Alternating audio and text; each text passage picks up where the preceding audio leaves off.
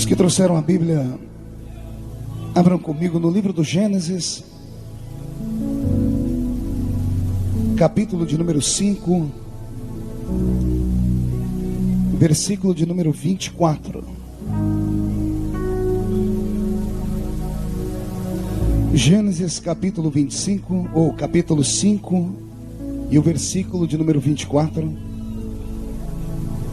está escrito assim: E andou Enoque com Deus, e não apareceu mais, porquanto Deus para si o tomou. Abra sua Bíblia comigo ainda no livro de Judas, Epístola Universal de Judas, versículo de número 9. É o penúltimo livro da Bíblia, antes do Apocalipse. Judas, versículo 9, está escrito assim: Mas o arcanjo Miguel, quando contendia com o diabo e disputava a respeito do corpo de Moisés, não ousou pronunciar juízo de maldição contra ele, mas disse: O Senhor te repreenda. E abra sua Bíblia ainda comigo, voltando ao Velho Testamento, o segundo livro dos Reis, capítulo 2, versículo de número 11. Segundo livro dos Reis, capítulo de número 2, versículo de número 11. E sucedeu que, indo eles andando e falando, eis que um carro de fogo, com cavalos de fogo, os separou um do outro, e Elias subiu ao céu num redemoinho. E quem crê nesses textos da Bíblia, diga: eu creio. Feche a Bíblia, coloque no banco, na cadeira, e pegue na mão da pessoa mais perfumada do seu lado. Aperte a mão dela com carinho até ela falar aleluia. Pentecostal que não faz barulho está com defeito de fabricação, não é? Vamos orar. Pai, nós te exaltamos, nós te glorificamos, e nós entendemos que dentro de alguns minutos este lugar ficará pequeno para o tamanho da glória que o Senhor vai derramar sobre nós. Daqui a alguns minutos os que vieram tristes começarão a saltar de alegria. Os que vieram se arrastando não voltam se arrastando para casa. Hoje voltarão voando nas asas de um novo tempo. Antes que eu comece a ministrar a sua palavra e desenrolar os seus oráculos, cerque esta igreja com a sua presença. E num raio de 5 quilômetros, onde houver um demônio alojado, eu dou a esses demônios segundos para sumirem de Nova Iguaçu, porque se não sumirem, serão queimados pelo poder da sua glória que aqui será derramada. Rasga o céu sobre o estado do Rio de Janeiro nesta noite, e mande do céu para a terra uma comitiva de anjos, que estes anjos desçam trazendo brasas de fogo, e comecem a esparramar estas brasas de fogo entre nós agora. E onde houver um crente cheio do Espírito Santo, pega ele nesta noite, Jesus, e faz a sua glória ser real entre nós. Fala conosco, fica conosco, em nome de Jesus, meu Pai. E a igreja que é soberana diz, e os que podem, tomem o seu assento, aplaudindo a Jesus, porque Ele é bom.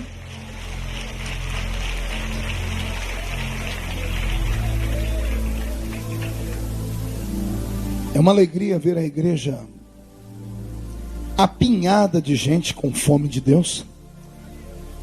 Parece que nós temos no estacionamento, pelo telão, mais uma multidão parecida com essa. Caravanas que vieram de diversos lugares do estado do Rio de Janeiro, mais as pessoas que nos assistem agora pelo site, pela internet, e os que estão ouvindo através da Rádio 107. Ou seja, estamos num verdadeiro batalhão nesta noite. E todos nós vamos entrar agora no quartel-general. Vamos colocar as nossas armas que estão sem munição para limpar, e vamos receber novas munições nesta noite. Eu profetizo que você, ao sair por aquela porta, por aquele portão, vai sair daqui cuspindo fogo e transpirando azeite, E se tem alguém que acredita nisso, dá um grito para acordar a cidade toda. Queridos, nessa noite, se Deus me der graça para passar a vocês a metade do que está no meu coração, alguns não vão sair daqui andando, vão sair daqui flutuando nessa noite. Eu li 3 textos da Bíblia Sagrada, 3 textos distintos, 3 textos distantes, 3 textos que, quando pregados da maneira como eu vou pregar, se completam, porque são 3 histórias únicas em toda a Bíblia Sagrada. Desde que o mundo é mundo, desde que Adão pisou nessa terra pela primeira vez e até os dias odiernos, ainda não nasceram 3 homens como esses que eu aqui li, e apenas um versículo para falar de cada um deles, porque para falar de cada um deles eu precisaria de horas a fio. A primeira história que eu li é a história de um homem chamado Enoque. Qual o nome dele? O segundo, de um homem chamado Moisés. Qual o nome dele? E o terceiro, um homem chamado Elias. Qual o nome dele? O que é que esses 3 homens têm em comum? Se suas histórias se distanciam, algumas em até milhares de anos. A história de Enoque é uma dessas histórias que, quando nós meditamos nela por um pouquinho de tempo, e a curiosidade aguçada ao coração do crente faz ele ir além um pouquinho aqui das escrituras, porque o estudante da Bíblia, ele tem que estar preparado para buscar subsídio em outros materiais. E quando você descobre, como eu descobri, a importância de Enoque no seu tempo, na dispensação em que ele aqui viveu, um homem que num tempo onde a corrupção do gênero humano era tão grande, tão grave, que o próprio Deus desistiu da humanidade, mas no meio de tanta gente corrupta, Deus encontra um homem, pega ele pela mão, e para não falar com ele no meio de uma sociedade podre e pérfida, Deus vai arrastando ele para um meio do seu coração, para dentro do tapete da revelação. E quando ele está bem longe, já caminhando muito com Deus, e ele quer voltar para casa, Deus olhou para ele, viu o caminho e disse: Enoque, você andou tanto comigo, que você está mais perto do céu do que lá da terra onde você mora. Então eu quero que você venha morar comigo aqui. E a Bíblia Sagrada diz que Deus para si o tomou. Enoque foi um homem que viveu num tempo distante, muito distante, longe de tecnologia, longe de acesso à internet, longe de equipamentos que dão ao homem até a capacidade, entre aspas, de prever o que vai acontecer. Na verdade, tudo por psicologia natural. Mas quando abrimos a Bíblia, lá no outro livro que eu li, no livro de Judas, antes dos versículos que eu li, você vai encontrar Judas gritando para nós ouvirmos assim: e assim profetizou o 7º depois de Adão, Enoque: eis que é vindo o Senhor com milhares dos seus santos. A profecia é tão profunda e tão perfeita, que ele não diz que Enoque viu o Senhor vindo com milhares dos seus anjos. Enoque, o 7º depois de Adão, teve uma visão transcendental. Ele enxergou os dias em que estamos vivendo. Mas ele não enxergou esses dias de luta, de tribulação, não. Ele enxergou depois da igreja ser arrebatada. Ele enxergou um pouquinho além, depois das bodas do Cordeiro. Ele viu quando Jesus, depois das bodas do Cordeiro, tomou a sua noiva e veio implantar o seu reino aqui nesta terra. E ele, que viveu milhares de anos de nós, gritou bem alto para todos ouvirem: eis que é vindo o Senhor com milhares dos seus santos. E um daqueles santos era você. Não, eu vou falar de novo. Um daqueles que Enoque viu há milhares e milhares de anos era você. Você concorda comigo? Então olhe para a pessoa do seu lado e pergunte: você concorda com o pregador? Não precisa nem responder. Por esta cara feia eu já vi que você não concorda porcaria nenhuma. Porque se você fosse um daqueles santos que Enoque enxergou, você não estaria de braço cruzado, não estaria me olhando com esse olho seco, parecendo um olho de sapo que morreu no dia de enchente, não estaria com essa boca travada, essa boca de aço, essa língua de ferro, esse queixo de concreto. Os santos do arrebatamento fazem barulho.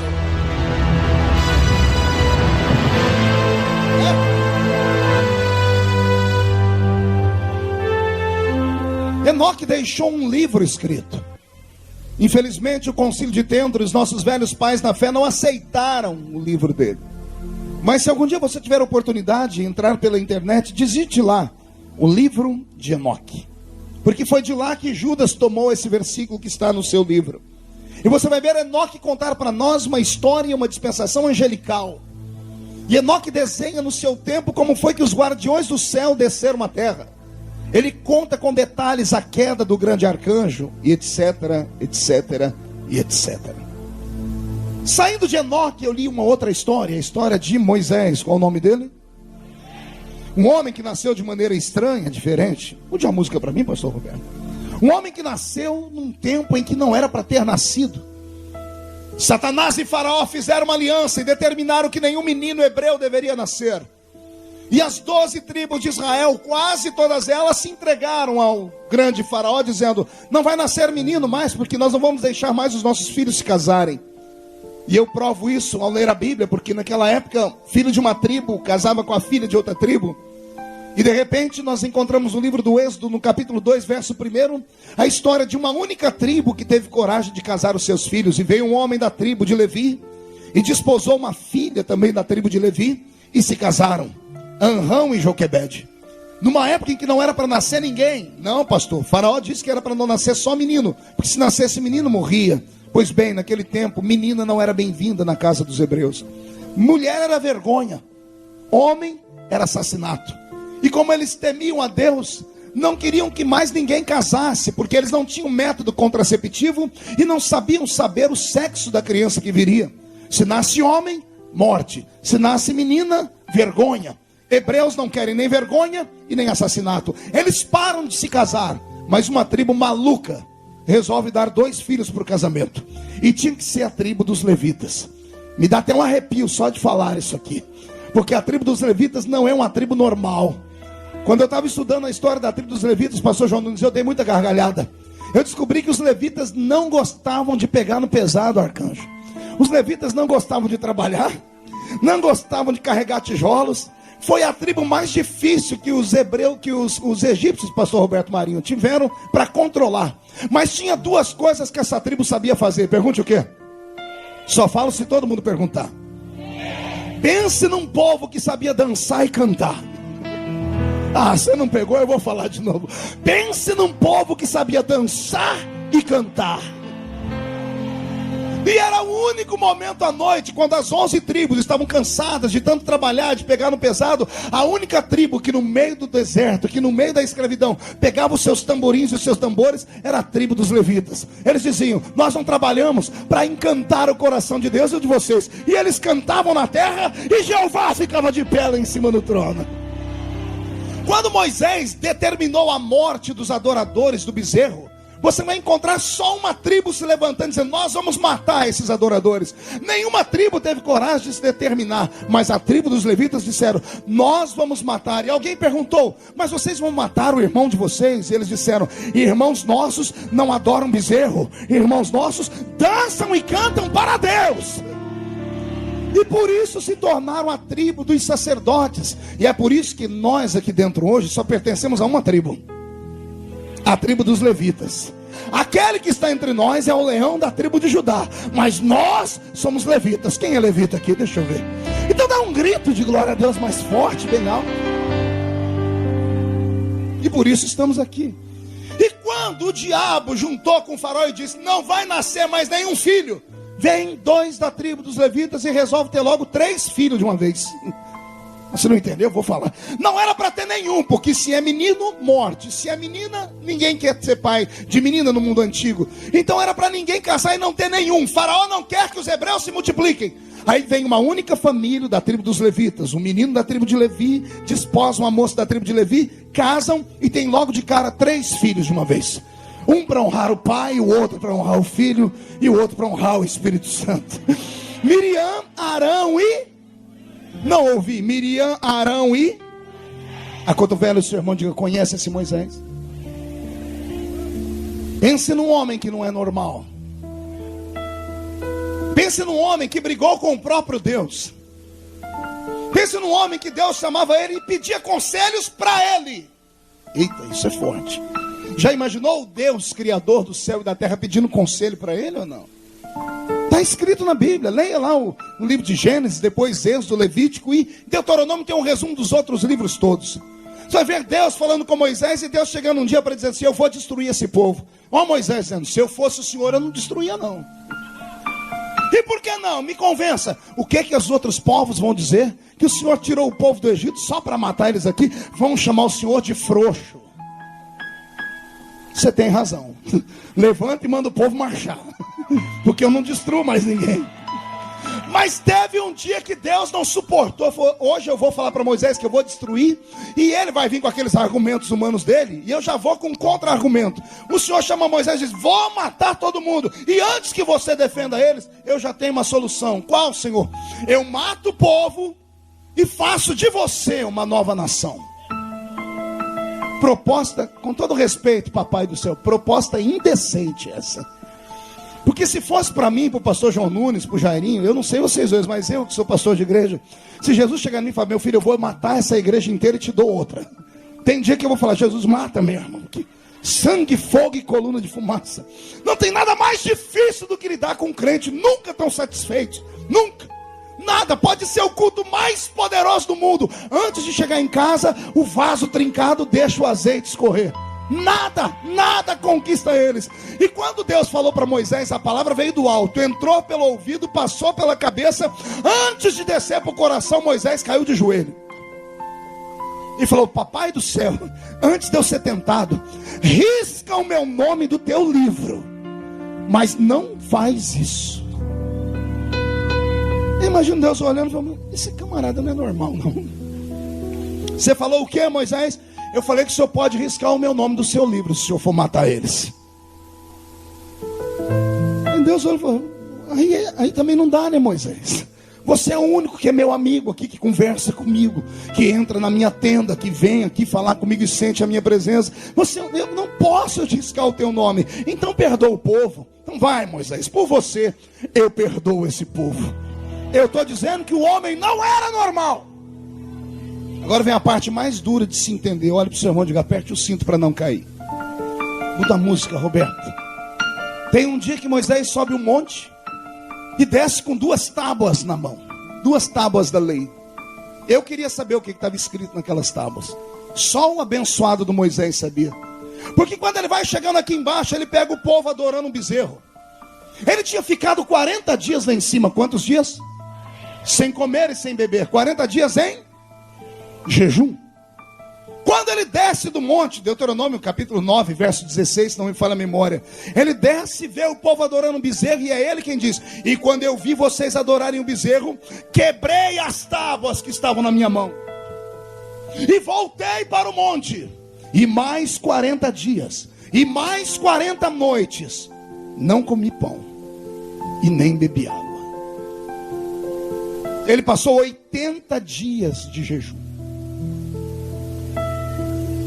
É o maior jejum da Bíblia. Ele fez um jejum de 80 dias. E qualquer ser humano aqui que trabalha na área da saúde sabe o que eu vou falar. Ninguém consegue ficar quase 3 meses sem comer e sem beber. Quando Moisés viu o povo adorando bezerro, ele partiu para cima do monte com a seguinte sentença na cabeça dele: não suporto também ficar mais perto desse povo, porque eles traem Deus toda hora. Então eu vou para o monte e vou morrer aí em cima. Prefiro morrer aí do que ficar com idólatras aqui. Quando ele chegou lá em cima, Deus olhou para a compleição física dele, sabendo que ele já estava indo. Deus fez algo com ele que nunca mais fez com ninguém. Deus envolveu Moisés numa nuvem. E a nuvem que Moisés foi envolvido nela, havia tanta glória, mas tanta glória, que quando ele desce depois de 80 dias, ninguém consegue olhar no rosto dele. Você não entendeu? 80 dias depois, quando ele desce do monte com 2 tábuas, saem faíscas do rosto dele. Moisés ficou tanto tempo perto de Deus que ele ficou parecido com Deus. Tá pegando aí? Tá pegando aí? Um andou com Deus e Deus levou para ele. O outro andou com Deus e ficou parecendo ele. Deus quer te apresentar caminhos nesta noite. Deus não quer que você volte para casa como mais um crente, mais um culto, como mais uma semana. Deus não quer que você ande pelas ruas de cabeça baixa, se sentindo verme do carrapato. Você não é normal. Você é um crente que carrega a sua essência como a de Moisés e a de Enoque. Eu não estou pregando para gente normal. Os normais estão em casa assistindo o seu Jorge. Os anormais vieram ver o Senhor Jesus aqui neste lugar. Onde estão os pentecostais aqui?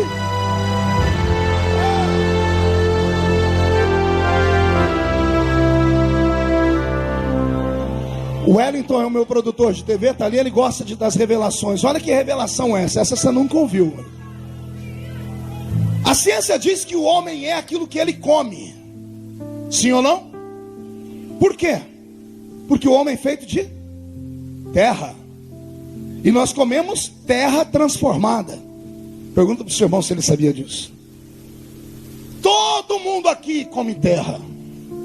Só que a terra que você come é transformada. Porque a verdura vem, os legumes vêm, o peixe vem, a vaca vem. Porque a vaca come o quê? E o capim vem da onde? Tudo que nós comemos é terra transformada. Então dê uma olhadinha na pessoa do seu lado agora. Olha esse corpinho em forma de um botijão de gás ou de uma tábua de passar roupa. Você escolhe. Isso aí é resultado de uma dieta. Essa pele bonita é vitamina E, se não me falha a memória. Esse aqui, se o ser humano evangélico ele é o templo do Espírito Santo, o Gesiel é a catedral do Espírito Santo. Cabe mais Espírito Santo aí do que aqui. Olha o tamanho disso. Oh glória. Voltando ao raciocínio. A ciência diz que o homem é aquilo que ele come. Se ele se alimenta bem, ele está bem. Se se alimenta mal, está mal. Se come comida, mas lhe falta proteínas, há debilidades. Se come açúcar demais, dá diabetes. E por aí afora, porque nós somos aquilo que nós comemos. Moisés desce de um jejum de 80 dias brilhando. O rosto dele está faiscando. E eu falei, Jesus, por que ele está assim? Jesus falou, ele ficou com jejum na mente de vocês, mas aqui em cima ele comeu. Não entendeu? Vou falar. Ele ficou de jejum na mente de vocês, mas ele comeu aqui. Eu falei, ele comeu o que, Senhor? Ele se alimentou da minha glória. Por isso comeu tanta glória que desceu com glória no rosto, nas mãos, nos braços. Eu estou dizendo que você serve a um Deus que não é normal também. Perguntam para nós por que esses crentes fazem tanto barulho. É simples, amigo. Entra aqui dentro e procura a imagem do nosso Deus na parede. Não tem. Você que pergunta por que nós fazemos tanto barulho, a explicação é essa. Quando você entra na sua igreja, lá está a imagem do seu Deus pendurado numa cruz, amarrado numa cueca samba canção, com um semblante caído, magro, parecendo uma vareta, ensanguentado. Quem é que consegue fazer barulho diante de uma morte? Agora aqui dentro você procura a imagem do nosso Deus, não está na cruz. O nosso saiu da cruz tem 2000 anos, é só isso. E se o seu Cristo ressuscitou, ele pode fazer qualquer coisa na sua vida. Mão direita para o céu, agarre o ombro de quem está do seu lado, por favor. Chacoalha a pessoa até ela ficar irritada, irrita ela. Aí aqui eu vejo os que vieram para buscar e os que vieram só para ver. Chacoalhe, tire a pessoa do lugar. Diga para ele, Deus te trouxe aqui para isso. Não, diga, Deus te trouxe aqui para isso. Para sacudir a sua comunhão com Ele. Só quem quer mais reage.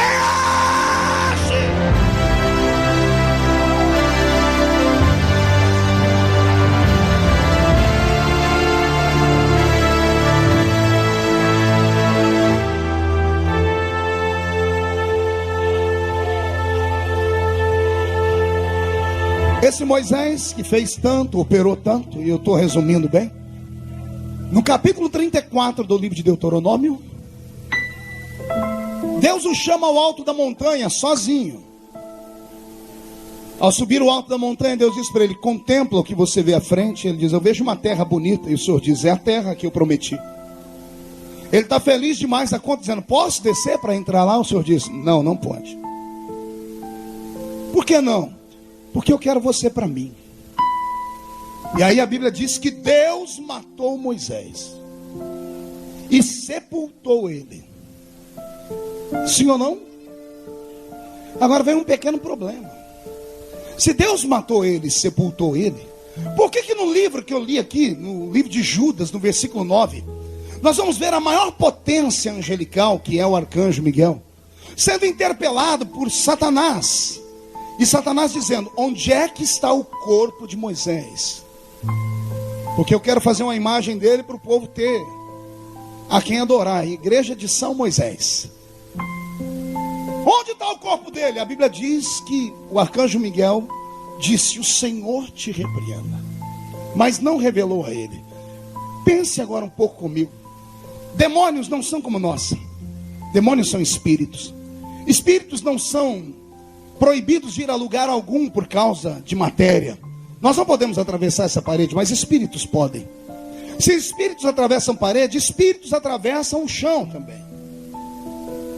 Quando Moisés subiu ao alto daquela montanha, Deus o envolveu na sua nuvem de glória e o matou e o sepultou. Quem escreveu essa história? Respire fundo, isso aqui é outra revelação. Quem escreveu Deuteronômio capítulo 34 foi Moisés. Quem escreveu?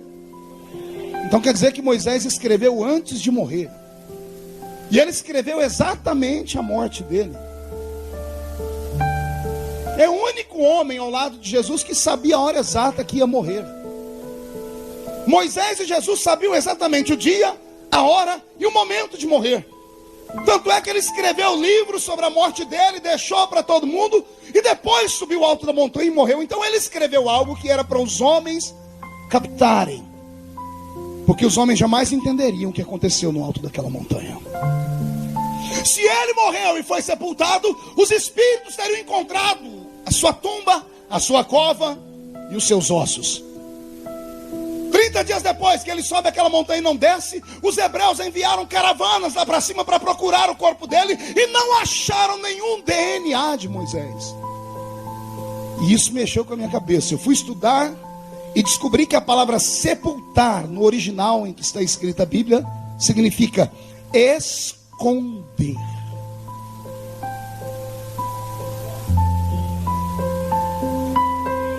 Quando está escrito, e Deus sepultou o corpo de Moisés, a Bíblia está dizendo, e Deus escondeu o corpo de Moisés.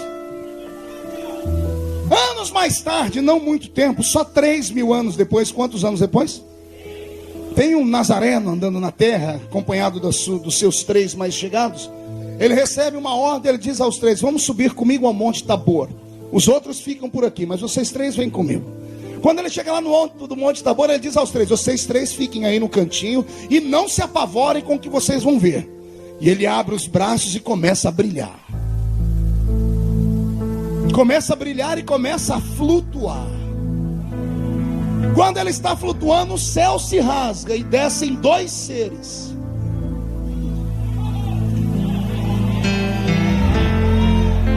Um é Elias e o outro é...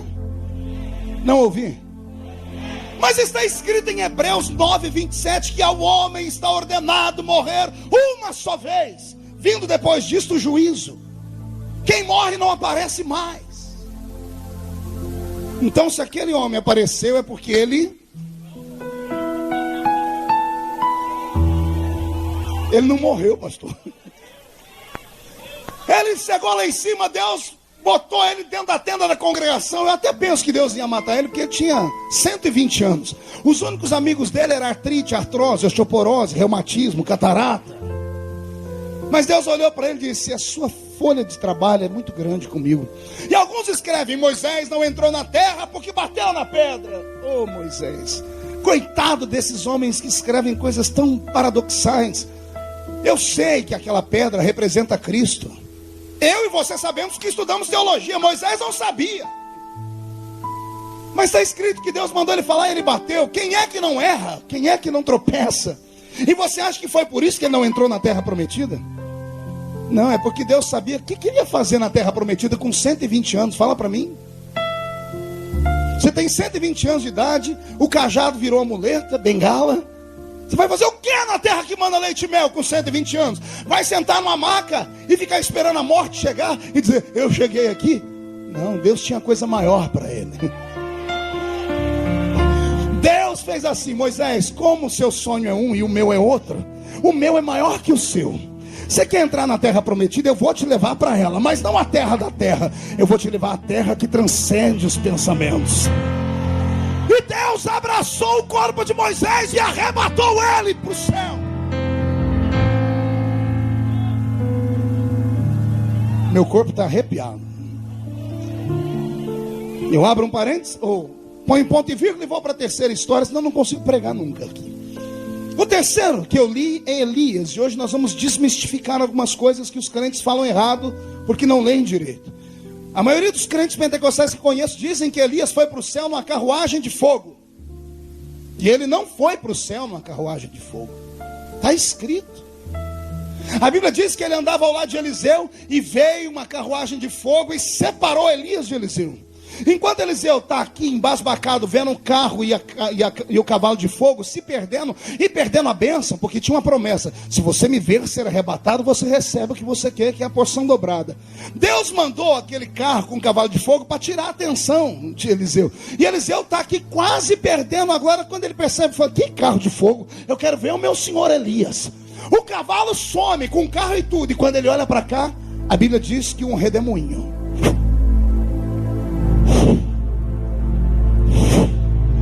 está subindo, e no meio do redemoinho está Elias, indo embora para o céu, com corpo e tudo. E quando ele está lá olhando assim, foi Eliseu, perdeu a benção. Quando ele pega Eliseu olhando, diz: esse aí é atrevido. E Eliseu grita: cadê a minha bênção? Antes de Elias subir, ele tira uma capa e joga. Quando Eliseu pega, vem sobre ele a porção dobrada do Espírito que estava em Elias. Então diga para o seu irmão: Elias foi ao céu em um redemoinho. Agora posso falar uma coisa para vocês? Ninguém fique escandalizado, não. Se eu falar besteira, depois o senhor conserta, pastor João. Eu tenho dificuldade em também entender um redemoinho levando um homem. O redemoinho são forças de vento, sul e norte, que se entrosam e giram numa velocidade fantástica, e tudo que está dentro dele não para, fica rodando também. Se é um redemoinho, como está escrito, Elias deve ter chegado no céu tonto, de tanto ter rodado. Como é que ele vê Eliseu lá embaixo? Eles viram algo parecido com um redemoinho, mas não era um redemoinho. Alguém já assistiu aqueles filmes de ficção, quando uma espaçonave joga um raio e leva a pessoa para cima? A pessoa é abduzida. Não conte para ninguém. Elias foi abduzido. Pastor, o senhor acredita em ET? Mas é claro, eu leio a Bíblia. Não, pastor, o senhor acredita no ET de Varginha? É claro que não, bocó.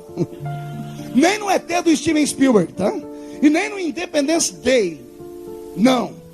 ET significa extraterrestre. E o que é extraterrestre? É aquilo que não é da Terra. Tudo que não é da Terra é um extraterrestre. Deus não é da Terra.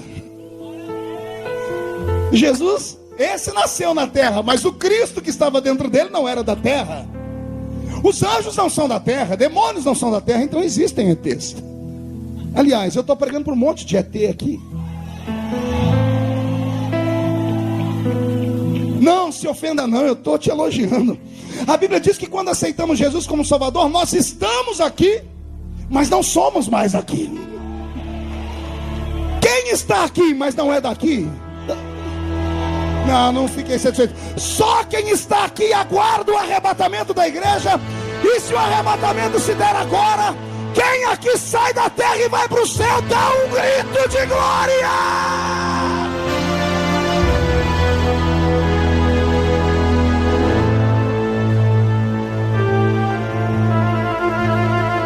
Eu gosto de pregar, pastor João, e deixar as pessoas com vontade de conhecer a Bíblia.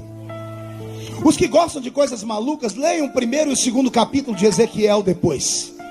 Pegue uma caneta e um papel e desenhe a visão dele. Ele disse: eu estava na beira do rio Quebar, carregando água e barro. Quando eu olhei para o céu, tinha uma roda de fogo. E quando eu olhei de novo, tinha outra roda dentro da roda. Uma roda pequena dentro de uma roda grande. A roda grande girava para cá e a roda pequena girava para lá. Ezequiel diz: e tinha cheio de olhos que piscavam ao redor dela. Um homem que nasceu há milhares de anos antes de nós, que não conheceu energia elétrica, que não conheceu luzes como nós conhecemos, para ele é um olho que está abrindo e fechando. Eram luzes. Pastor, era um disco voador? Desenha no papel e depois você me fala. Mas como assim? O salmista disse: o Senhor tem 10 milhares de carros. Quantos carros? Como é que o salmista sabe disso? Que carros são esses? O maior de todos esses carros chama-se Shekinah. No meio do deserto, ela cobria 3 milhões de pessoas que andavam. Durante o dia era tão grande esse carro que fazia sombra na terra. E durante a noite, as turbinas desse carro eram movidas a fogo, e o fogo dela aquecia quem estava aqui embaixo. Pastor, o que o senhor está dizendo? Eu estou mexendo com a sua cabeça para você entender e ler a Bíblia, e saber que Deus não se limita aos nossos pensamentos, e saber que nós não somos ignorantes, nós somos seres do século 21 que temos acesso a informações. Eu estou te dizendo que Deus pode tudo e um pouco mais, e que Deus é maior do que tudo aquilo que você já imaginou, e o diabo que vai se lascar no inferno. Eu creio num Deus que tem poder. Quem crê no Deus que tem poder? Agora olhe para o seu irmão, a cotovela, ele diga assim: escute o que vem agora. Pastor Roberto, mude a música. Eu apresentei, pastor João Nunes, a história dos 3 únicos homens da Bíblia que não provaram a morte. Daniel, foram abduzidos, foram arrebatados, que é a palavra que não fere os nossos ouvidos. Arrebatado e abduzido é a mesma coisa. 3 homens que sumiram da terra e foram morar no céu, direto com Deus. 2 deles vão voltar à terra. Apocalipse fala das 2 testemunhas que operarão no poder de Elias e no poder de Moisés. Isso é escatologia. Como a Bíblia diz que os homens precisam morrer, esses homens que foram para lá vão ser obrigados a vir aqui e cumprir a lei como está escrito. Vão ter que morrer. E isso vai acontecer num tempo quando nós não estivermos aqui mais. Nós só vamos ouvir falar, só notícias. Nós estaremos assentados com o Senhor para sempre, lá nas nuvens. Mas não é sobre escatologia que eu quero falar. Não é sobre esses mistérios da Bíblia que faz as crianças sentarem para me ouvir, como disse o Jair. Que a Bíblia é um livro lindo. Eu não consigo imaginar pessoas que vêm ao púlpito e não conseguem pregar a Bíblia, que usam o púlpito para desferir golpes em cima de amigos, que usam o púlpito como um ringue de boxes para brigar por causa de ministérios. Não consigo entender. Eu li a Bíblia mais de 30 vezes. Eu prego a Bíblia desde criança. Eu tinha 13 anos quando comecei a pregar, mas eu li a Bíblia inteira de capa a capa quando eu tinha 9 anos de idade ainda. Li a Bíblia Ave Maria, a Bíblia da Igreja Católica Romana. Me apaixonei por esse livro. E aí quando alguém pergunta: como é que você não se afasta? Por que depois das pedradas você permanece? Por que você não saiu da Assembleia de Deus? E eu digo: amigo, eu conheço a Bíblia. Os meus pés foram fincados numa rocha. Pode vir o vento que for, eu posso até envergar, mas o vento passa, eu estou de pé de novo. É assim que eu aprendi. Se você conhecesse o livro que você carrega na mão, você não ficaria tão triste nas reuniões. Não ficaria pensando em tantas coisas esquisitas que a vida te propõe. Não ficaria aí duvidando de todo mundo e fazendo hora extra. Sai daqui e faz uma hora extra lá no terreiro de Macumba, perto da sua casa. Imagina você que quando eu solto algumas coisas aqui, você não vê porque você está olhando para mim, mas daqui eu vejo o crente fazer o sinal da cruz. Porque os crentes não conhecem mais o livro que carregam. Não se escandalize. Um dia desse eu estava assistindo um filme daquele japonês, ou é coreano, chinês, cearense, é tudo igual. Zoinha, tudo. Jack Chan, esse aí. Chinês. Jack Chan é chinês, segundo o pastor Jairinho, que conhece tudo. O Jack Chan estava... Mas pense numa mentira. Ele bateu num 100 homem. E depois, quando ele estava cansado, ele catou uma metralhadora de um deles e apontou, e todos os 100 levantaram as mãos. E ele puxou o gatilho para matar, não saía nada. Aí ele olhou para a metralhadora, olhou para ele, saiu um de lá do meio, catou a metralhadora da mão dele, deu 2 apertãozinhos aqui, não sei onde, deu uma rajada para cima que ele se encolheu. E o ator do filme disse assim para o nobre herói Jack Chan: do que adianta ter uma arma poderosa na mão se você não sabe usar ela?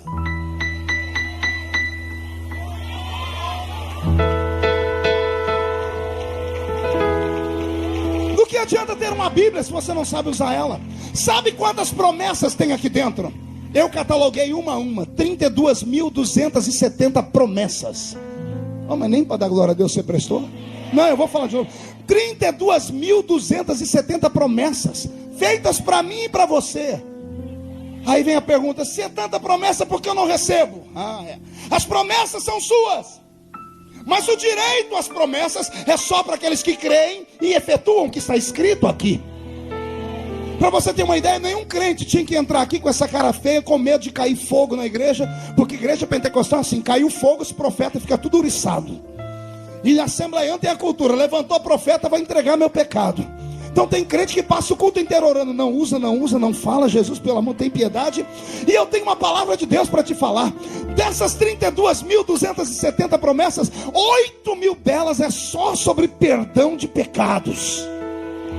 Você não entendeu? Eu vou desenhar. 1/4 das promessas da Bíblia, Deus se preocupou só para aliviar o teu fardo e falar assim para você: os teus inimigos podem sair contra ti por 7 caminhos. Lembrando que inimigo de crente só sabe fazer uma coisa: acusar.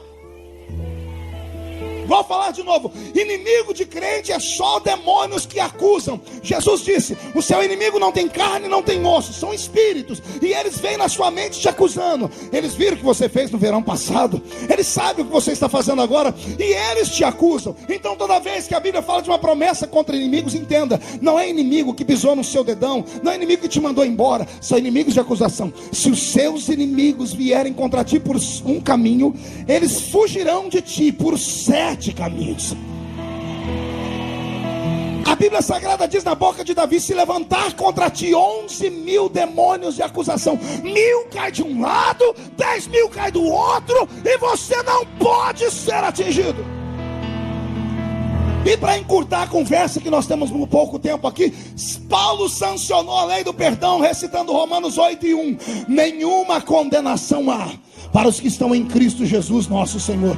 Quem está em Cristo Jesus aqui? Então enlouquece nesse lugar. Eu estou aqui para te dizer que não há motivos para você ficar borocochô. Não há motivos para vir para o culto e ficar com essa cara de tacho. Você perde muito tempo do seu culto e muita energia espiritual lembrando do seu passado e com medo de todas as coisas, e olhando para a roupa da pessoa, do irmão que pisou no seu pé, do quimba de cigarro que você não fumou. Você perde muito tempo com porcaria. Deixa eu te dar uma palavra: quando você atravessar aquela porta e entrar, se sinta um vitorioso. Não, você não entendeu, eu vou falar de novo. Ao atravessar aquela porta, você está imune a demônios. Não há nenhum demônio aqui dentro. Os que tem já estão tudo amarrado e expulso. Os demônios sabem que aqui em Nova Iguaçu não dá para vir, então nem hora extra eles fazem, eles somem daqui. Então num culto igual a esse, eu não admito você ficar parado. Quem é pentecostal perdoado, reage.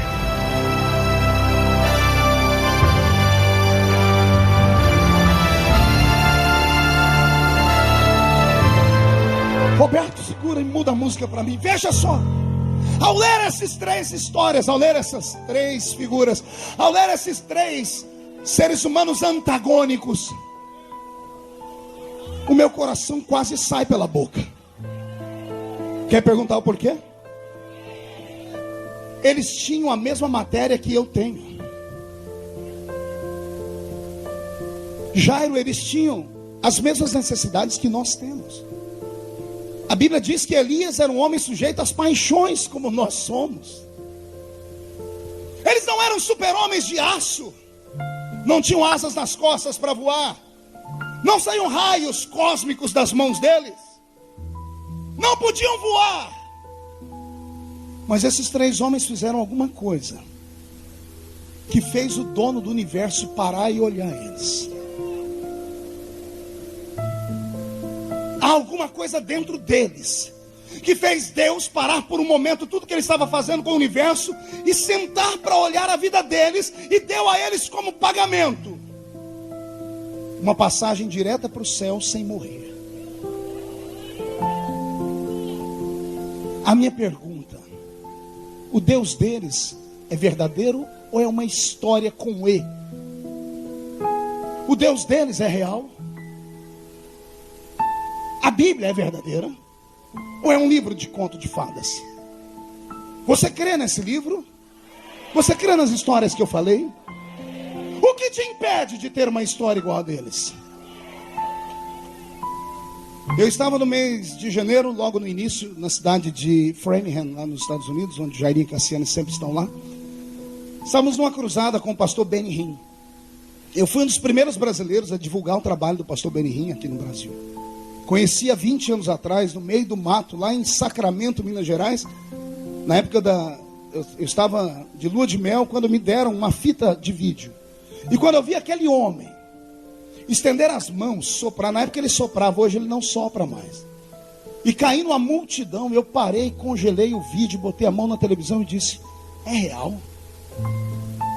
O que esse homem tem? Uma vez eu consegui numa cruzada dele no estado de Connecticut, lá nos Estados Unidos, e eu sentei na plataforma, mas eu era um ilustre desconhecido. Quando ele começou a pregar, que raiva, que vontade de agarrar o microfone, eu falei: vou ensinar esse homem a pregar. Porque nós brasileiros conhecemos e pregamos de maneira profunda e com intimidade. Poucos americanos brancos, porque o pastor Benny Hinn faz parte da leitura dos pregadores brancos. Na América tem ainda um problema de segregação. Tem pregadores brancos e pregadores negros. Os negros têm a pegada dos brasileiros. São pentecostais até o tutano dos ossos deles. Os brancos são comedidos. Se você for uma cruzada do pastor Benny Hinn, você vai ver ele se irritar com qualquer movimento e barulho. É tudo em silêncio. E eu sou canela de fogo. Quando eu vi aquele homem fazer aquilo, eu falei: Jesus, se eu pegar aquele microfone. E eu comecei a falar sentado: o que é que ele tem que eu não tenho? Me deu uma raiva. Esse homem ficou em pé uma hora e fez assim para o povo: to be quiet, please. It's here. I'm feeling the Holy Spirit. Ele começou a sussurrar, dizendo: fique em silêncio, por favor. Eu sinto ele aqui. O Espírito Santo está aqui. O tecladista dele começou a tocar e ele começou a dançar, pastor Luiz. Começou a bailar. E eu comecei a olhar e falei: se é na minha igreja, eu tomo o microfone da mão dele. Púlpito não é balada? Até que ele parou assim. Tínhamos aqui umas 500 pessoas e aqui um estádio. Ele estendeu as duas mãos e disse: Holy Spirit, touch the people now. Espírito Santo, toque o povo agora. Quando ele estendeu a mão, não ficou ninguém em pé. Sabe o que é 30, 20 mil pessoas caídas no chão de uma vez? E eu estava lá, caidão em cima do púlpito. Você ri porque não era você. Eu perdi o rumo na minha casa, eu saí correndo para a cadeira e sentei minhas pernas bambeado. E eu falei: Jesus, é o apocalipse, é o arrebatamento. Daqui a pouco lá no corredor, um homem com a cadeira de roda nos ombros pedindo oportunidade. E ele vem segurando a cadeira de rodas no ombro. E o pastor Benny Hinn: solte a cadeira. Ele disse: não, eu fiz um voto. Eu só solto depois que eu contar o que aconteceu. Eu estava na minha casa e minha mulher falou que o senhor vinha pregar. Eu te vejo pela TV. Mas o senhor prega muito ruim. O ginásio inteiro riu. Eu falei: isso é verdade. O senhor estava pregando e eu estava dormindo. Mas teve uma hora que o senhor parou de pregar aí que eu dormi gostoso. Mas eu acordei com o senhor dizendo assim: toque nele agora. E alguém pegou-me pela perna, me puxou e me derrubou da cadeira. E eu levantei bravo. Quem me derrubou da cadeira?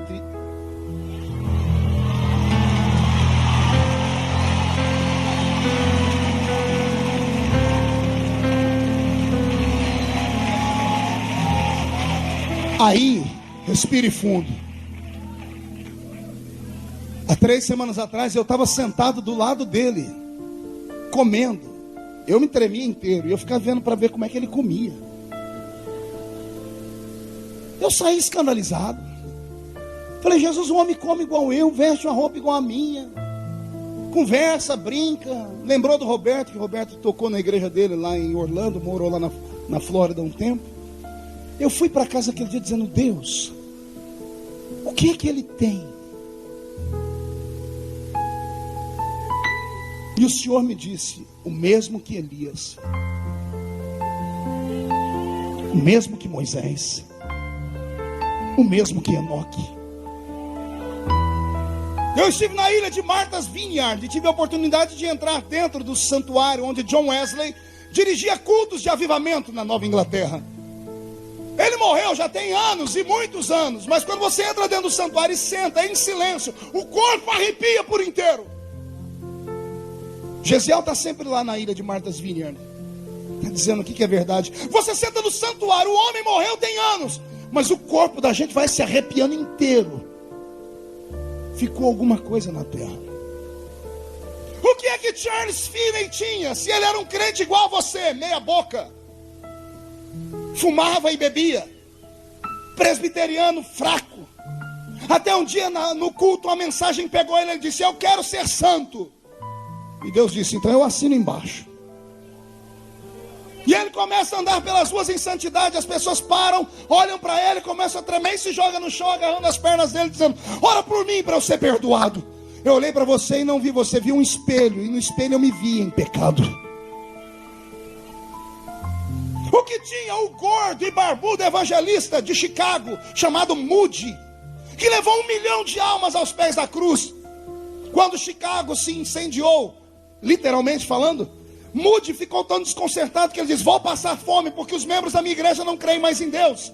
Era o maior pregador, mas aí ele entra dentro de um quarto, se tranca, dobra o joelho no chão e, gordo como era, faz de tudo para ficar ali agachado, diz: Senhor, eu não quero sair desse quarto do jeito que eu entrei. Vem sobre ele uma unção de Deus, que ele cai, rola para debaixo da cama e fica entalado. Não consegue sair, e ele grita: Deus, tira um pouco da unção, senão eu vou morrer. Ele saiu dali, todo mundo via o mesmo homem. Ele pregava os mesmos sermões, mas as pessoas começaram a dizer: tem algo diferente em você. Meu corpo está arrepiado. Não é o conhecimento que destaca o homem, não é o timbre da voz que destaca o homem, não é a capacidade de administração ou a forma de tocar que destaca o homem. Isso chama-se unção. Eu vou falar de novo, isso se chama unção. E a unção é o efeito do ato de ungir. E ungir é separar para uma obra especial. Eu não prego para crentes normais, eu prego para crentes ungidos. Quem é separado aqui? Então abre a mão direita, bate no peito e diga: eu sou separado, portanto sou ungido. Se sou ungido, levante a mão direita, põe na sua cabeça: há uma unção sobre a minha vida. Tem unção na sua vida? Então mostre ao diabo, mostre a sua família, mostre aos seus colegas de trabalho, mostre aos crentes da igreja. Chegue em casa hoje, pare na frente do espelho, olhe para aquela imagem e diz: você vai parar de fumar, você vai parar de beber, você vai parar de adulterar, você vai parar de ficar na internet até altas horas nos sites pornográficos. Você vai tomar vergonha na cara, porque a unção que está sobre você é terrível, é tremenda. Deixa eu te contar um segredo. Sabe qual é o seu problema? Você passa muito tempo admirando os outros. Você passa muito tempo estudando a vida dos outros e perde o tempo de ungir e cuidar da sua própria vida.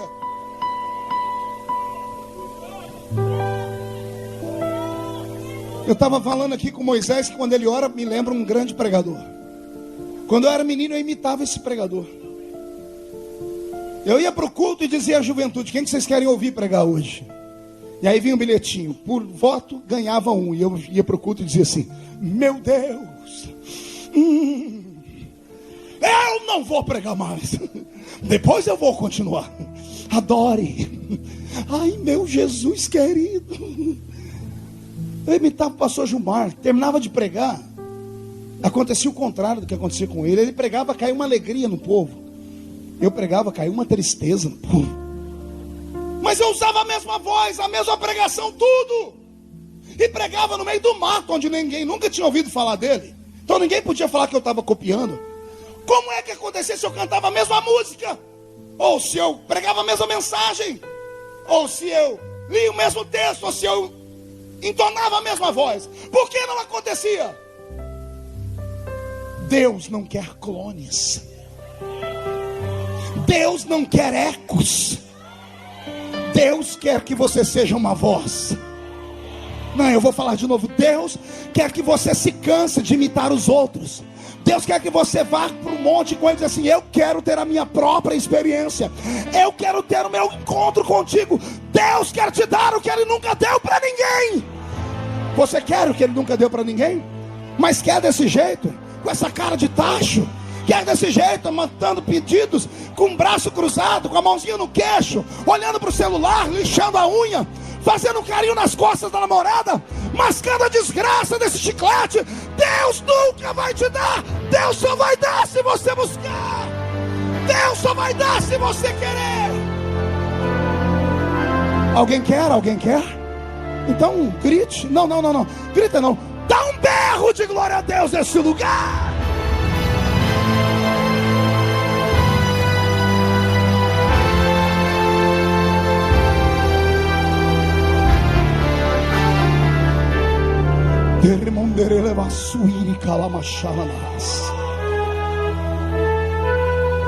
Você não sabe o que há dentro desta igreja e aí pelo telão. Você que está plugado na internet ou ligado no rádio, a sintonia é uma só, não há distância no mundo espiritual. Sabe qual o problema? O seu problema é que quando você vê alguém pular e gritar, você para tudo para olhar para a pessoa e rir, e debochar, e sentar com seus amigos numa rodinha de escarnecedores e falar: não precisa de tudo isso.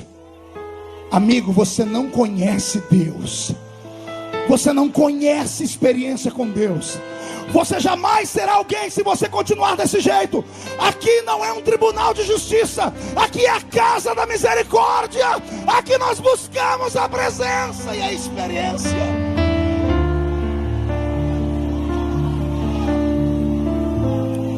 Os que podem, sente aí, Roberto. Mude a música e me dê a melhor. Eu vou falar agora com lágrima nos olhos. Jairinho, qual o nome do seu filhinho? Caio, vem cá por favor. Quantos anos você tem? 11. Me abraça aqui. Eu tinha 13 quando comecei a pregar. Eu era do tamanho dele porque eu sofria de inanição. Eu era 2 anos mais velho que ele. Eu acho que eu era menor do que ele. Por que eu me tornei no que me tornei? Tínhamos referenciais. Líamos livros. Íamos à escola dominical. Não tínhamos tempo para bater bola. Aliás, a igreja nos proibia. Não podíamos ir ao cinema. Não podíamos nem respirar direito. Mas aquilo que nos consumia não nos matou. E o que não nos mata nos deixa mais forte. Eu sabia o que eu queria. Eu mirava os pregadores e dizia assim: um dia eu vou ser como eles. O que os nossos filhos querem ser?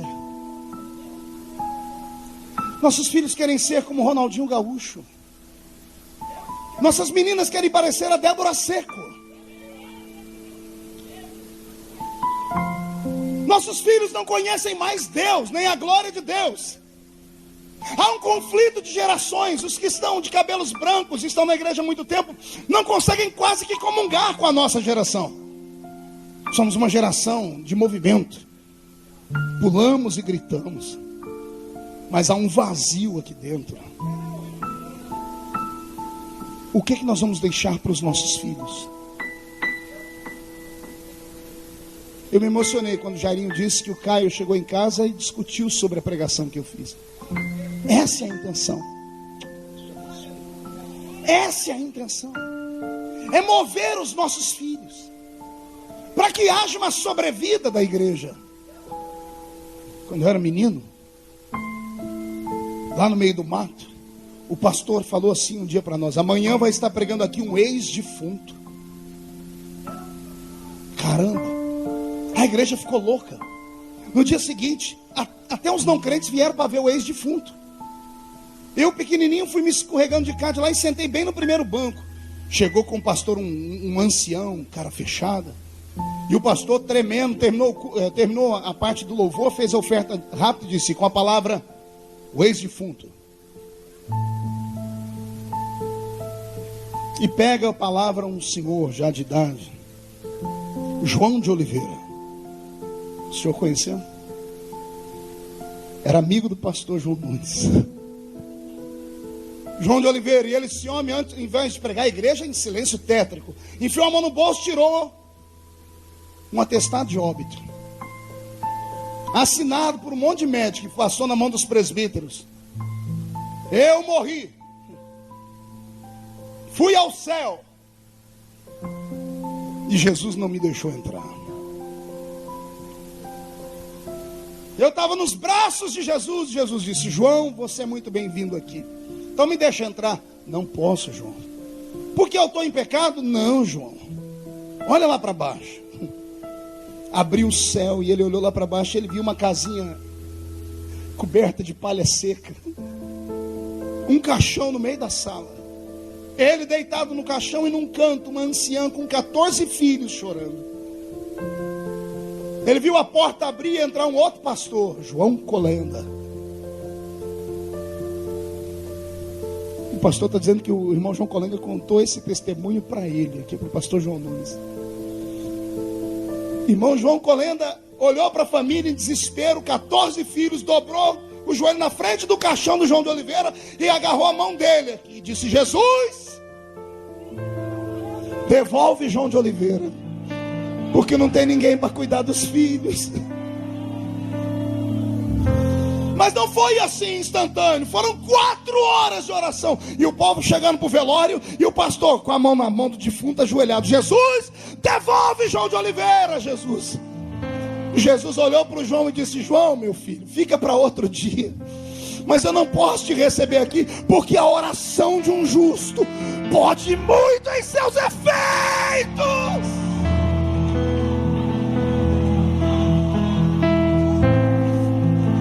Ei, como é que uma criança que assiste isso vai se desviar? Nada me tira do evangelho.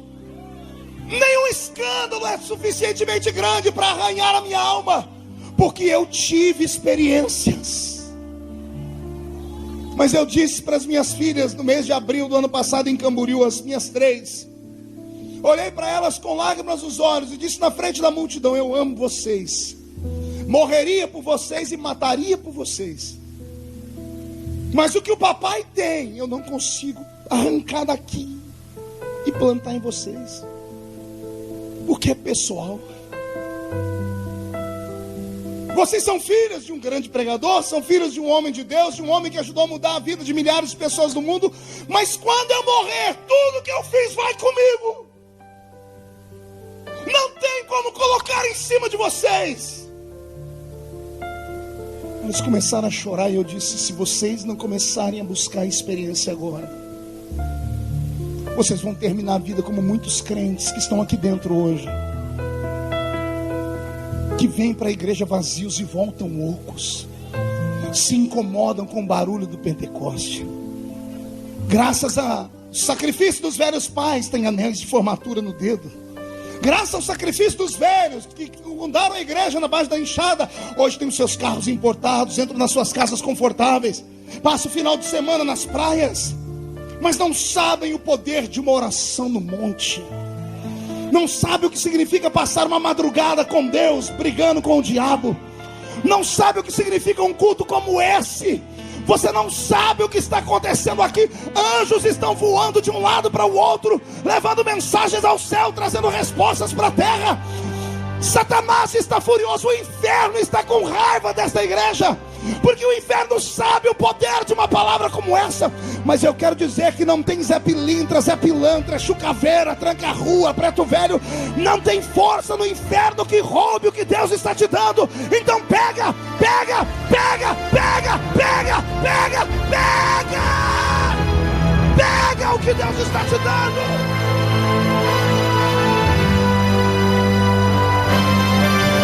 Arias tu teria mais peia que Antoroba. Já estamos indo para o fim. Mas por favor, eu não posso terminar. Sente um pouquinho, respire fundo, aguenta mais um pouco.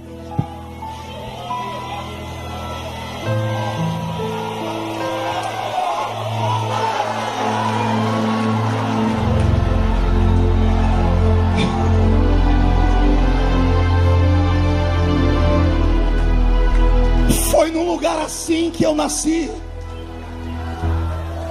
Uma palavra aos obreiros, aos pregadores, aos que têm o público na mão, como os levitas de nome que Jesus colocou aqui hoje. Transmitam o que Deus vos deu. Inspirem uma geração.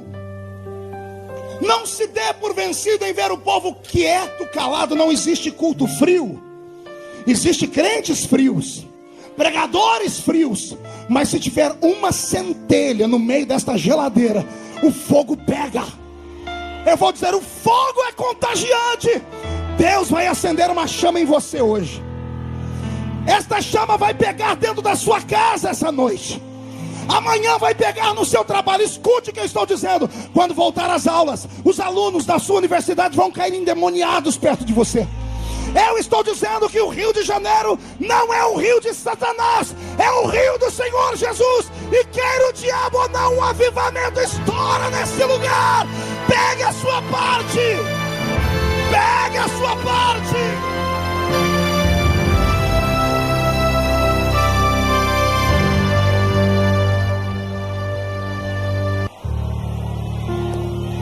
Enoque, Moisés e Elias andaram tanto com Deus que não deu para voltar mais. Esse moço gordinho que está aqui nessa câmera chama-se Wellington. A esposa dele chama-se Ana. Os dois têm ou tinham 12 anos de Rede Globo. 12 anos trabalhando atrás das telas, editando DVDs, editando novelas, editando Big Brother, No Limite, filmes, ganhando uma fortuna. Começaram a fazer um biquinho para ganhar um extra, ajudando pastores. O Wellington começou com Caio Fábio, do Caio foi para Ludmila Ferber, da pastora Ludmila foi parar na mão do pastor Silas Malafaia, do pastor Silas veio parar na minha mão. Já fazem 7 anos. Ele andou comigo 9 anos já. Estamos velhos. Teve um dia que ele olhou para a esposa dele e disse assim: não dá mais para voltar para a Globo. Mas e o salário, e os filhos, e a mordomia? Não dá. A mulher dele, editando um DVD meu, foi batizada com o Espírito Santo. Num culto como esse que nós estamos filmando, e vai virar um DVD, o Brasil inteiro vai conhecer essa igreja. A esposa dele estava filmando e eu pregando sobre cura, e ela com uma doença da barriga que arriscava a vida do bebê. Ela filmando, Jesus pegou ela atrás da câmera e curou ela. Tiveram tanta experiência com Deus que um dia sentaram juntos assim: não dá mais para voltar. Andou demais com Deus, Wellington. Deus pegou vocês para Ele. Jair e Cassiane, quanto tempo juntos trabalhando. Eu encontrei um novo Jairinho aqui. Eu conhecia, pastor João, o Jairinho empresário, o Jairinho músico, o Jairinho esposo da cantora. E o Jairinho cantor. Mas nesses dias aqui eu encontrei um Jairinho pastor. Ungido. Um homem que jejua. Que ora, que fica à noite expulsando demônios. E ele sentou comigo hoje, ele falou: pastor Marco, não dá para voltar mais, não tem jeito, Jairinho. Quem entrou no Santo dos Santos, em outro lugar não consegue pisar. Arcanjo, a mesma coisa com vocês. Sandrinha, 32 anos. Quantos ventos tentaram te parar? Não tem como parar. Gesiel, você era desse tamanho, ficou desse tamanho. E ninguém te para. E não é falta de luta. E se eu desse o microfone na mão do pastor João Nunes, Eu acho que ninguém mais do que ele teria aqui cicatrizes para mostrar daquilo que o reino dá. Só que eu tenho certeza, se perguntar para ele: o senhor faria tudo de novo? O senhor faria, pastor? Tudo com o maior prazer. É isso. 40 anos de ministério, pastoreando. Você tem dois caminhos essa noite, carioca ou fluminense. Você pode atravessar as ruas de Nova Iguaçu na sua condução, na sua van, na sua caravana de bicicleta, de jegue, sei lá, e sair dizendo: nossa, o pastor pregou demais. Ou você pode sair dizendo assim: eu quero tudo aquilo que ele pregou. O Rio de Janeiro não é um estado normal, é um celeiro profético. Cantores, pregadores, pastores estão aqui. Igreja carioca, se levanta, parte para cima do diabo, dá na cara dele, mostra para Satanás quem é que manda nesse estado, quem é que manda nessa cidade. Não pense vocês que a maior autoridade aqui no estado do Rio é o governador ou o prefeito, não. Que o dono do Rio de Janeiro chama-se Jesus de Nazaré. E se eu conheço filhos, eu estou pregando para os filhos dele nesta noite. Então pede, reage, deseja, busca. Não queira uma vida normal.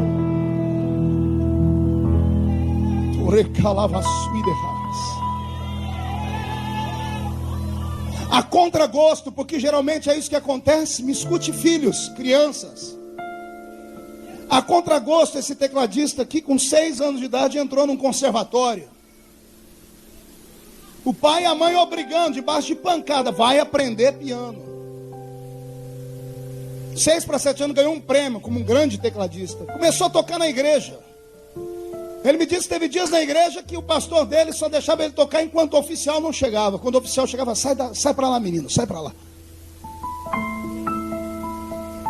Aqui não deu mais, ele foi para os Estados Unidos, começou a trabalhar com pastor, foi se aproximando, se envolvendo, saiu do alpendre, entrou no átrio. Do átrio, pastor João Nunes, ele entrou no lugar santo. Aí começou a trabalhar com o pastor Benihim, o maior pregador do mundo. Veio para o Brasil, sofreu ataques de homens que parece que vivem para matar o sonho dos outros. Deixa eu te dar uma palavra: não deixe pessoas matarem os seus sonhos. Seja quem for, homens tiram o que homens dão. O que Deus dá, não tem macho que tire. Deus permite esses homens colocarem vírgula, até ponto e vírgula. Deus às vezes permite eles colocarem um hífen. Um hífen é aquilo que separa uma frase da outra, uma palavra da outra, um tempo de raciocínio. Mas Deus não deixa esses homens colocarem ponto final. Está entendendo o que eu estou dizendo? Ponto final, quem coloca é só aquele que começou a escrever. E o que eu vou falar agora é para arrancar tatu da toca e sabiá do toco. O maior investimento de Deus no estado do Rio de Janeiro está na minha frente, na minha retaguarda nessa noite. Eu estou dizendo que você é o maior investimento de Deus.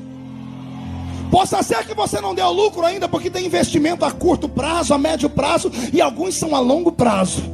O investimento a longo prazo é aquele que mais retorno dá. Quem viver verá. Quem viver verá, para ver Deus fazer uma cirurgia nas suas costas, e implantar um par de asas nas suas costas, e colocar na sua mão um passaporte carimbado para o mundo inteiro. Não tem portas mais fechadas diante de você. Os seus sonhos se tornam uma realidade. O seu ministério vai pegar fogo. Vão ter que te respeitar, porque você vai andar com Deus, e Deus vai levar você para Ele. Se você crê no que eu estou dizendo, volte a sonhar.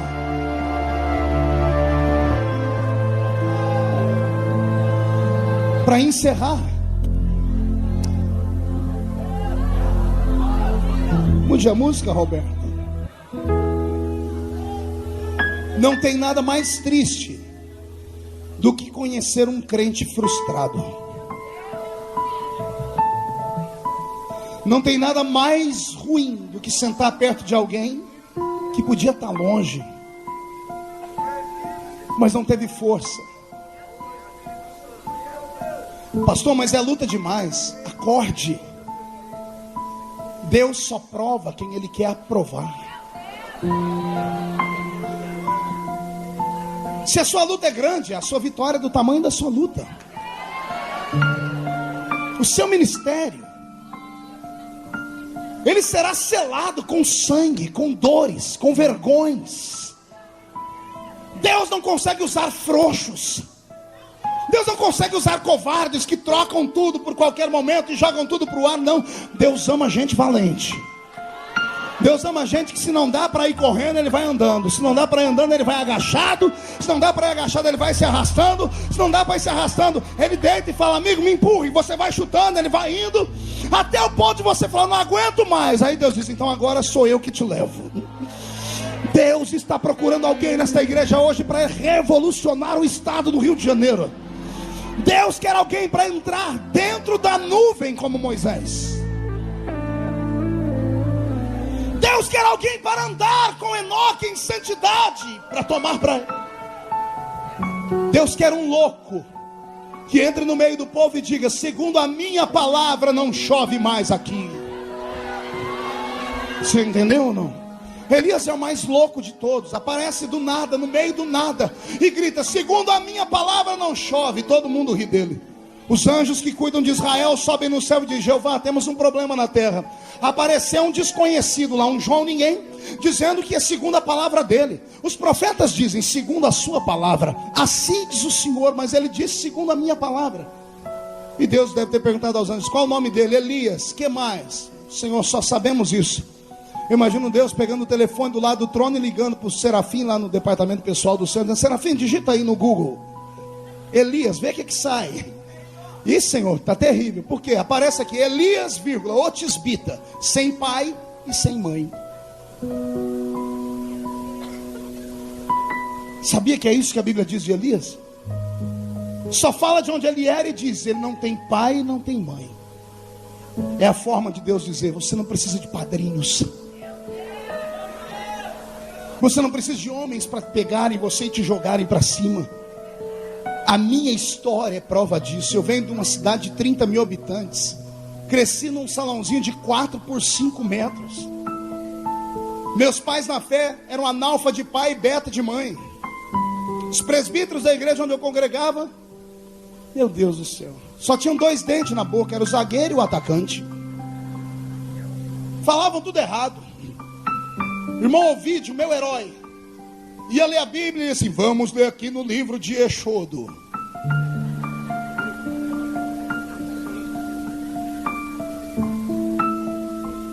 O dia que Deus tomou ele disse: vamos ler aqui no livro do profeta Albuquerque.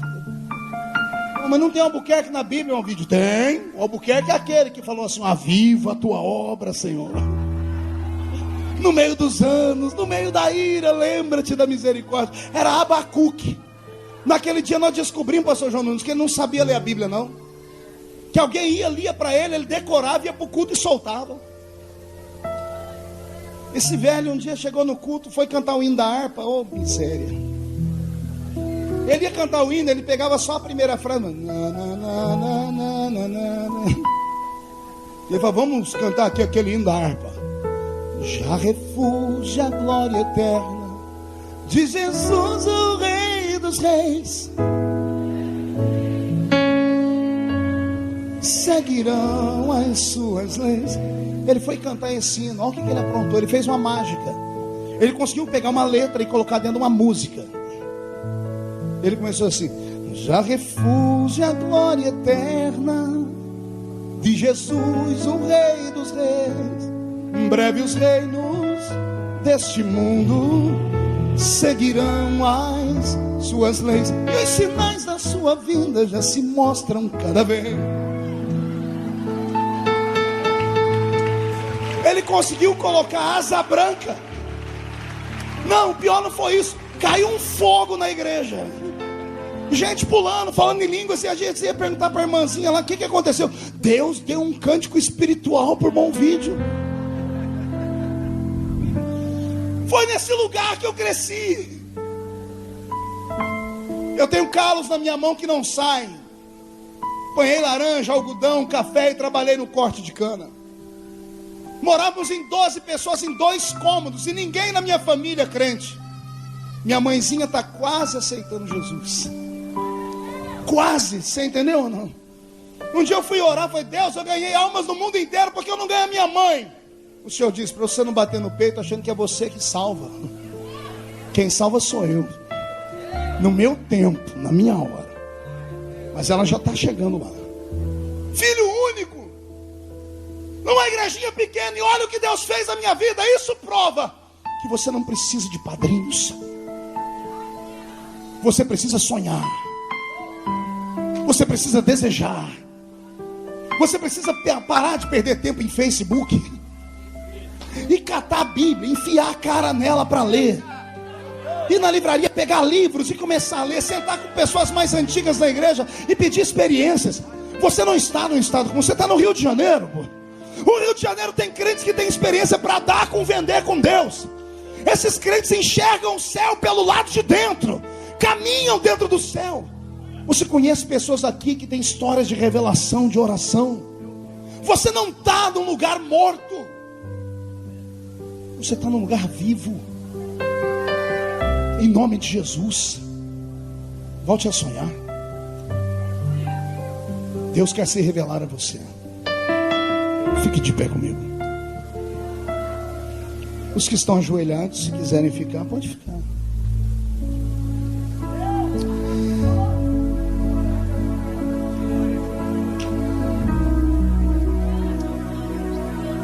Em nome de Jesus, não deixa sair de você aquilo que eu falei essa noite. Dê continuação à história. Enoque, Moisés e Elias. O próximo nome e a próxima história será sua. Pegue na mão de quem está do seu lado.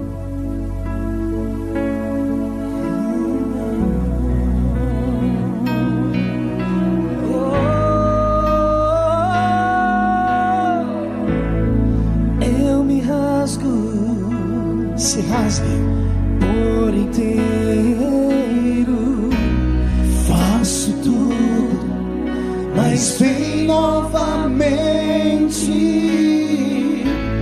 Eu mergulho na mirra ardente, mas peço que tua presença aumente. Eu me rasgo, feche os olhos, por inteiro, faço tudo, mas vem novamente. Eu mergulho vida ardente, mas peço que sua presença aumente. E se eu passar pelo fogo, não temerei. Na tua fumaça de glória eu entrarei, longe do santo dos santos, não sei mais viver.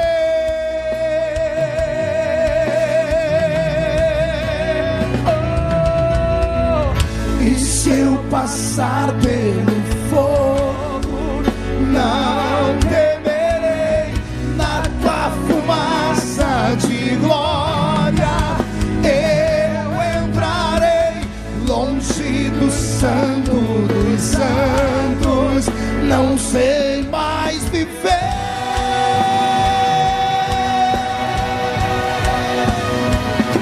Já pisou no santo dos santos, em outro lugar, não sabe viver. E onde estiver, clamar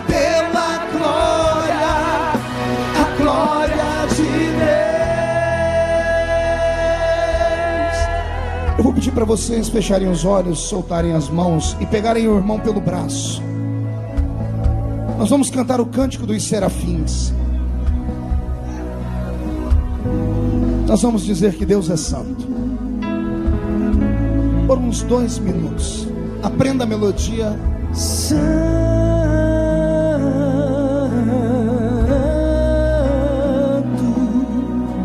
Santo,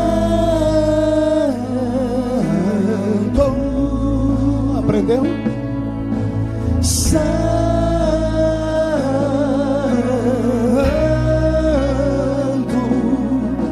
Santo,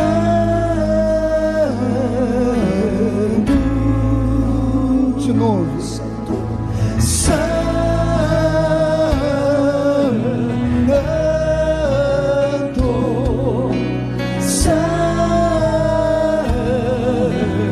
Quero ouvir só as mulheres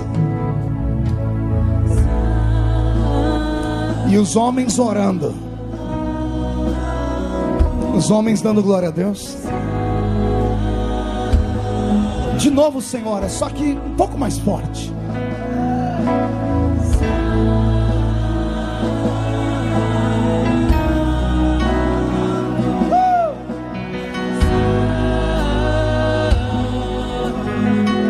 Mais uma vez, senhoras.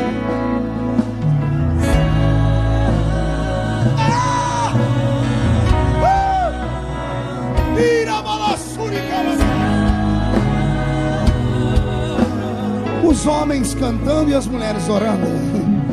Santo,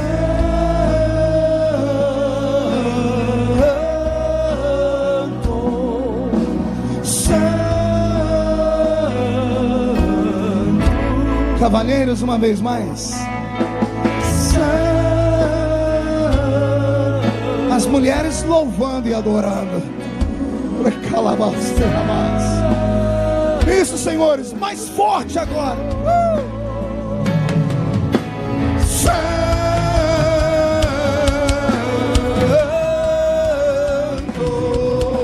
Santo. Vai lá! Toda a igreja louvando. Receba a cura. Receba o batismo com o Espírito Santo.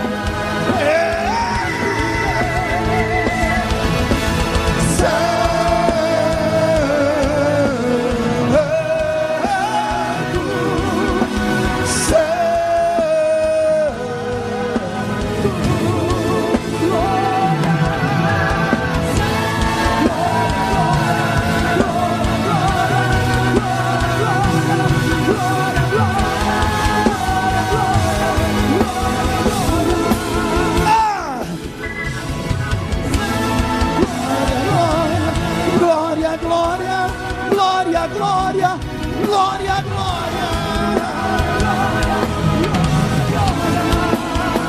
Quem já pisou?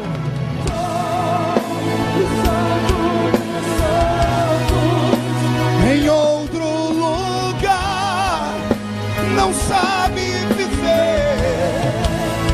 E onde estiver, clamar pela glória, a glória de Deus. Fecha os olhos, meu Deus. Se tu estás nesta palavra, se isto não é ficção, se isso não é coisa de mente maluca, onde houver um homem e uma mulher escolhido para uma obra fantástica na terra, podem estar na minha frente, lá fora pelo telão, na minha retaguarda, pode estar entre os músicos, entre os pastores, não me importa. Mas onde eles estiverem nesta hora, eu gostaria que o Senhor rasgasse o céu em cima deles e começasse a derramar sobre eles o peso da sua glória. Se são batizados com o Espírito Santo, renova. Se não são, batiza com o Espírito Santo. Senhor, pega eles até eles não aguentarem mais. Pega agora, agora, agora, já!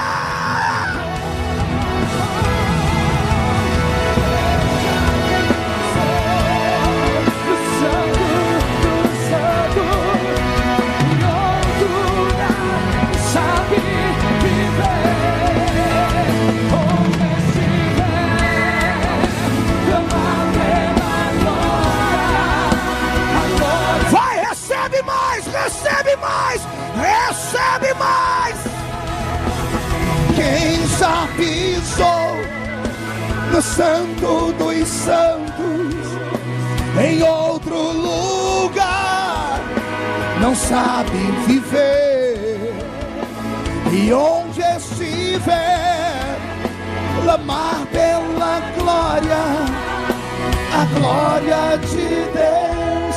Levante as duas mãos para o céu, onde você estiver, chacoalhe elas. Faça uma tomada disso, cinegrafista.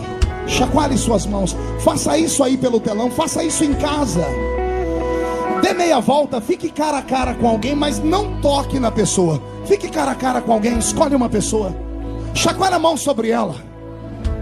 E eu ministro sobre as suas mãos agora. Eu profetizo que uma unção de cura divina, de batismo com o Espírito Santo, de libertação, uma unção de arrebatamento de sentidos cai sobre a sua mão. Por favor, se você crê na sua chamada, ministra sobre a pessoa agora, agora, agora, ministra!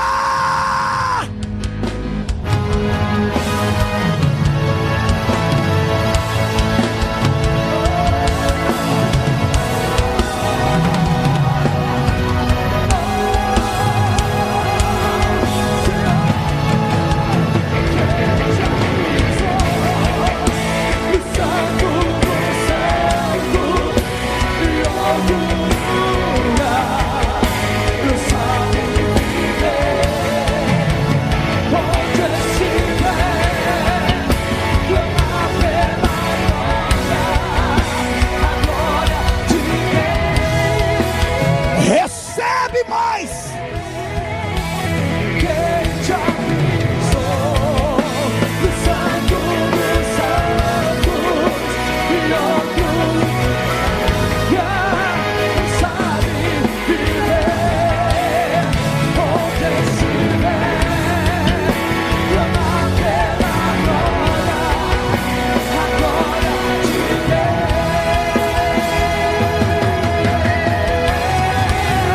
Quem já pisou no Santo dos Santos em outro lugar, não sabe viver, e onde estiver, clamar pela glória, a glória de Deus. Eu já estou terminando, feche os olhos, feche os olhos. Eu vou pedir para que todos os homens abaixem os braços e abracem a si mesmos. E todas as mulheres que querem uma dimensão de Deus, levante as duas mãos. Meu Deus, ainda no século 21 encontramos barreiras nas denominações. Muitas mulheres têm vontade, mas não têm oportunidade. E eu estou no púlpito de uma igreja que reconhece o ministério feminino. E é aqui que o Senhor determina nesta noite a mudança da sua filha. Onde houver uma mulher escolhida para uma obra espetacular, Pai, sopra a sua glória sobre ela. Já! Não sei mais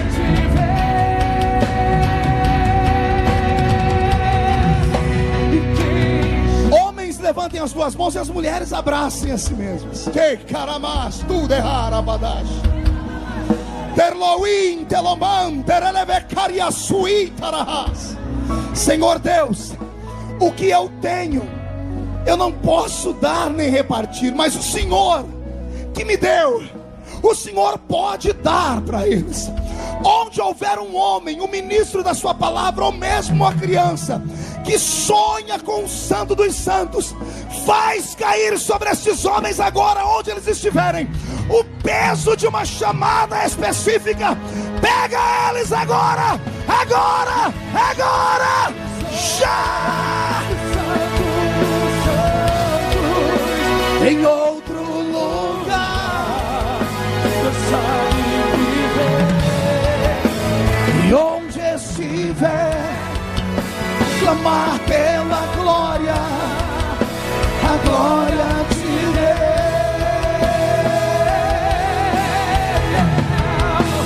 Quem já pisou no Santo dos Santos em outro lugar, não sabe viver, e onde estiver, clamar pela glória, a glória de Deus.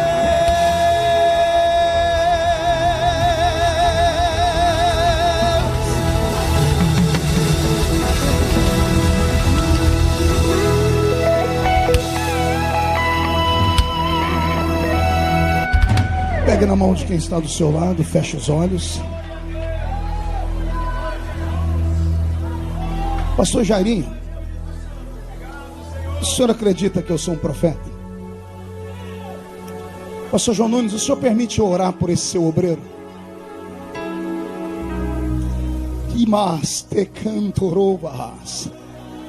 Pai,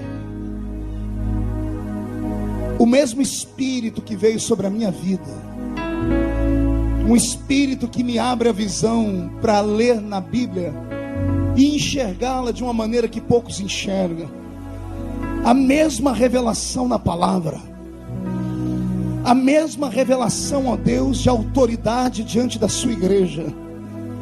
O seu filho me confidenciou o desejo dele. Eu não posso dar a ele, mas tu podes. Pai, incrementa o ministério do pastor Jairo Manhães. Faz cair sobre ele um peso de glória, uma unção renovada.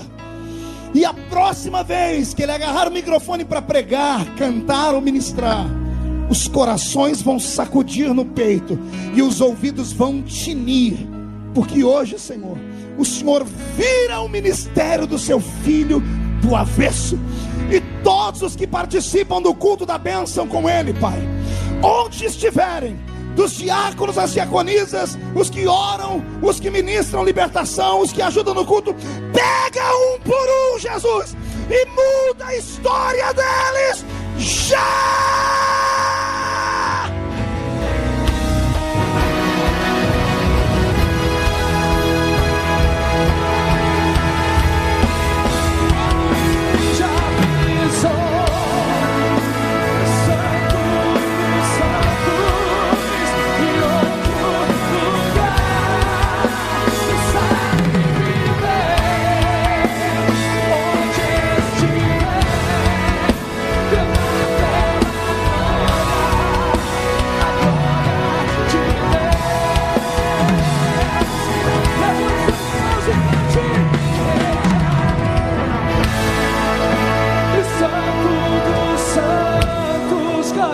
Em outro lugar, não sabe viver, e onde estiver, clamar pela glória, a glória de Deus. Quem pode aplaudir? Quem pode aplaudir e gritar?